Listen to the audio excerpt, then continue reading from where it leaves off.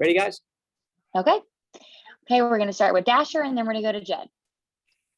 Hey, Coach, TJ College just has a habit of coming up in key points in this game today. And first out of in that fifth inning, and then again there in the ninth. But he's a dangerous hitter, but you managed to, pitch around him and get some key outs later to win this game. Yeah, he's one of the best hitters, not only in the league, but in the country. He's mature. He's a fifth-year player. He looked like that when he was a freshman. Corey Collins reminds me a lot. They kind of look like each other. And he came in as a catcher as well. And obviously he's moved to first base. But, he's one of the best hitters in the country. He's really dangerous. Certainly did not want to see him come up. And, Benny Harris was gas. He gave us everything he had, and he just kind of ran out of gas. Schultz was going to be his last hitter when Coach Kenny went out there to take the visit. He just said, hey, this is going to be it. Let's go get this guy. And, credit to Schultz. He knew the fastball was coming and hit it a long way. And then Jaden, we brought the fresh arm in, and the freshman got it done. Ben Harris, though, that fifth inning, though, just big time, huge. Second, third, one out, and like they call it up, and then he gets Rhodes after that to save the game, really, basically, I think, this one. Yeah, we got the momentum in that inning, and we gave up 2 runs. We're winning 4-2. We give up 2 runs. It's 4-4. And we left that inning with momentum because of what Ben came in there and got 2 pop-ups with second and third in the middle of their order up. And that was huge. We came into the dugout with momentum after giving up 2 runs. I think that's where the game was won right there. And then in the sixth inning, Riley King, deja vu again, first and second. This time he had him bunt on that second at bat, and then he pulled it back and got a base hit. Yeah. That's Riley is, I love him to death. He is not the best bunter in the world. And he gets it done. He grinds it out. But, sometimes you choose to bunt or not to bunt based on, who's up and who's coming up behind him. And, we did try to bunt, and then we tried to slash them because they were a little bit out of position. But then, he did what seniors do. He got a base hit right there. All right. Thank you. Hey, Coach, kind of following up on that, it seems like y'all went to the bunt a lot today. Was that maybe – oh, there he is. I'm sorry. I had to put Jeff was hearing Jeff and Dave were hearing our conversation. I had to put them away. You're good. You're good. Go ahead, Jen. So y'all went to the bunt a lot today. Was that, an intentional strategy change after, you swung and missed on the big inning yesterday, or was that just kind of, a coincidence how the game worked out? Well, it just kept coming up, in those situations. And again, it depends on who's up. We pinch hit Wagner for Spikes. Spikes I know has never bunted in a game in his life. He has to do it every day in practice. But I'm losing the high school. But regardless, he has never bunted in his life. And Wags is a good bunter, but again, not a lot of experience. Think about these kids when they come out of high school. Most of them hitting the 3 and the 4 hole. Their coaches aren't bunting them very much. But Wags came in and got a sack bunt down in that situation, then got a safety squeeze bunt down as well. So yeah, we played some small ball tonight, and it wasn't because it didn't work last night. It was just the situation. Sometimes you just kind of have a gut of what you need to do, and again, when you've got a 5th-year senior like Riley King up, you kind of like to see those guys swing. Josh McAllister tried to bunt with a guy on second base, and he didn't have the sign. And we kind of got on him like, what are you doing? And, he's one of our best hitters. He ended up moving that runner over with a ground ball to second base, but he tried to do that on his own. And then I told him his next at bat, he hit that ball, the double down the line. And when he came in after he scored in the dugout, I go, that's why we don't bunt you, dummy. And he kind of laughed. But, some guys you don't want to bunt. We're not going to bunt Corey Collins. And we're not going to bunt Garrett Blaylock. We shouldn't bunt Josh McAllister very much. So it just kind of depends on the situation. And back to Ben Harris for a second. What has he brought to this team this year? I think he started that first weekend. He's a guy that's come in late inning situations. He pitched, almost 5 innings, almost closed out a game today. What has he brought to this team as a guy that's experienced and you can pitch him in just about every situation you could think of? To be honest with you, an unexpected boost. We know how talented he is. Our players have seen it for the last 2 years. He was here last year and wasn't able to play because of the transfer rule. And it's a shame now the transfer rule's changed, but he had to sit out a whole year. And we saw how talented he was. Even as a hitter, he can really hit as well. But sometimes it was inconsistent. We didn't know on the mound what we were necessarily going to get. But now that the lights are on, I think we're seeing, just how competitive he is. When the lights go on, man, he has been so good, especially in the league.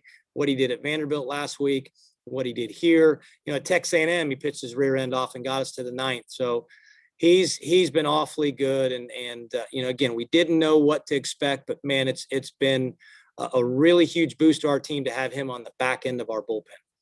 Thanks, Coach. Yep. Okay, next we're going to go to Ramin, and then we're going to go to Austin. Hey, Coach, I know last night we asked you about shuffling the lineup, and obviously tonight you did that.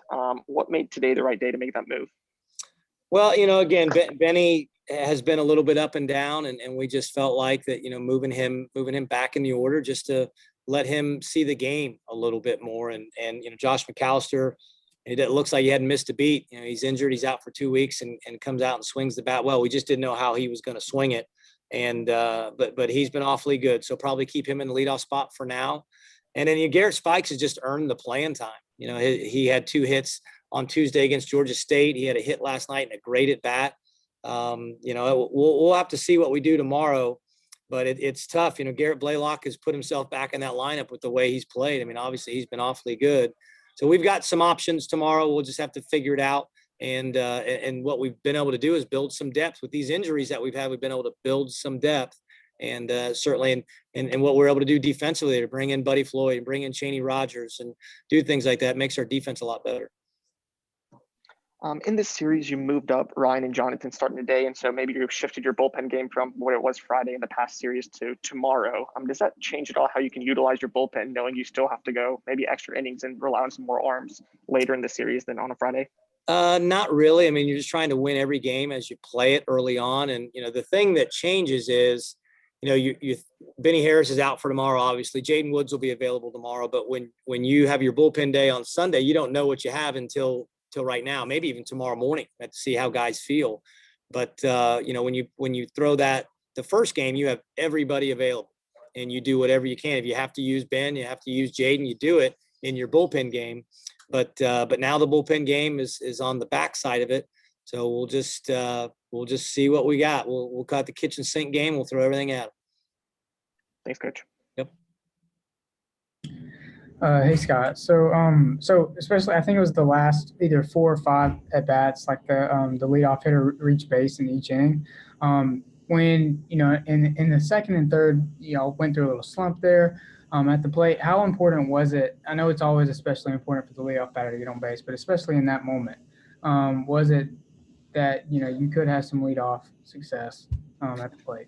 Yeah, I mean, getting the leadoff guy, I mean, that's the key to every offense. If you can keep the leadoff hitter when you're on defense, keep the leadoff hitter off base, it takes away a lot of stuff. It takes away the bunt. It takes away hitting and run. A lot of people don't like to hit and run, you know, with 1 out. So it takes away from your offense. But then again, if you're on offense, it allows you to do some more things. And we were able to bunt and play a little bit of small ball today. And, you know, so yeah, it does put pressure on that defense, and we let off some innings with some doubles. I think 3 of those were leadoff doubles, and I think we moved and advanced and scored those runners every inning. And that, to me, that's the sign of a good baseball team. A mature baseball team is a team that executes, and we were able to get guys in scoring position, move them over, and get them in. And you know, I think we had 3 sack bunts that were successful and 2 sack flies that were successful, and that's how you win games, by executing. And then with Cannon's start tonight, it seemed like he was, you know, pretty comfortable, and he was having a strong outing into the 5th. I know he had those 2 solo home runs, but it seemed like he was, you know, pretty comfortable out on the mound into the 5th. I mean, did you notice anything, you know, different in that 5th inning than before? Or, I mean, what did you take from that 5th inning? Yeah, the off speed was a little bit flatter. The velocity in the fastball was down just a little bit. It was 94, 95, and then it was 92, 93. And we kind of anticipated that. He threw 111 pitches last weekend in an emotional start at Vanderbilt. We anticipated some fatigue out of Ryan and out of Jonathan because of last weekend. And I think we saw it a little bit. Ryan really battled through it. And, you know, at the time we just thought Collette came up in that situation. We just felt like we had to bring Ben in left on left, and you know, we got the 2 pop-ups and got out of that inning. But it was just one of those things that, you know, Johnny fought. His pitch count was really low, which is encouraging for next week. So now he can bounce back and be at full strength, hopefully, when he pitches at Missouri next Saturday. Okay, that's all for tonight. Thanks, Coach. Congrats Thanks, on the guys. win. Appreciate it. Okay, next we'll be joined by Riley King.